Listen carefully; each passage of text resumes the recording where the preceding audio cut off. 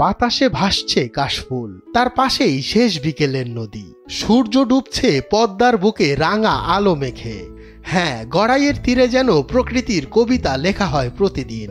যেন বাতাসে ভেসে আসে নদীর গন্ধ, মন ছুঁয়ে যায় অপরূপ মায়ায়। খুবই ভালো লাগছে বিকেলে, মানে এত ফ্রেশ হাওয়া, তারপরে কাশফুল, এইদিকে নদী, মানে অপূর্ব দৃশ্য, খুবই ভালো লাগছে।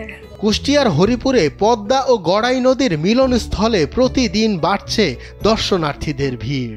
শহর থেকে মাত্র ৩-৪ কিলোমিটার দূরে হরিপুর ব্রিজ পার হলেই দেখা মেলে নদীর অপরূপ সৌন্দর্য। বাঁধ ধরে হাঁটলেই পৌঁছানো যায় মোহনা স্থলে, যেখানে গড়াই এসে মিশেছে পদ্মার বুকে। এসে ভালো লাগছে, একপাশে নদী আর এক পাশে হচ্ছে ফুল, সবকিছু মিলে ভালো লাগছে। এখানে বিকেলের সূর্যাস্ত, নদীর ঢেউ, চরাঞ্চলের সবুজ ক্ষেত আর ওপারের গাছগাছালি মিলিয়ে এক মনোমুগ্ধকর দৃশ্যের জন্ম দেয়। অনেকের কাছে মনে হয় যেন ছোট্ট এক সাগর। সন্ধ্যা ঘনিয়ে এলে নৌকার ইঞ্জিনের শব্দে এই মোহনা হয়ে ওঠে রোমাঞ্চকর এক ভ্রমণ কেন্দ্র। তো এখন শরৎকাল, স্বাভাবিকভাবে এই কাশবনের প্রতি মানুষের একটা বিশেষ দুর্বলতা, এই নির্মল প্রকৃতির মধ্যে আসতে চায় মন। সেই জায়গা থেকে, সেই চাওয়া থেকেই আসছি। কাশবন হলো শরতের অগ্রদূত, আর কাশবন হলো পরীদের রাজ্য। তো সেই জায়গায় আমি আমার পরীকে নিয়েই এই কাশবনে ঘুরতে আসছি। এই নদী নির্ভর এলাকাটি কেবল প্রাকৃতিক সৌন্দর্যের নয়, আছে এর ঐতিহাসিক গুরুত্ব।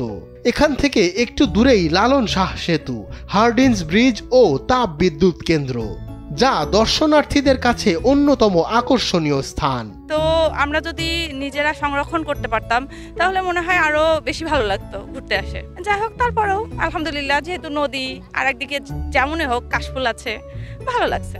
দুপুর গড়িয়ে বিকেল নামলেই কুষ্টিয়া শহর সহ আশেপাশের অঞ্চল থেকে শত শত মানুষ ছুটে আসেন ত্রিমোহনায়। কেউ ছবি তোলেন, কেউ নৌ ভ্রমণে মেতে ওঠেন। প্রকৃতির অপার সৌন্দর্যের এই মোহনা আজ কুষ্টিয়াবাসীর বিনোদনের এক প্রাণ কেন্দ্রে পরিণত হয়েছে। মঞ্জুর এ মাওলা, সময়ের আলো।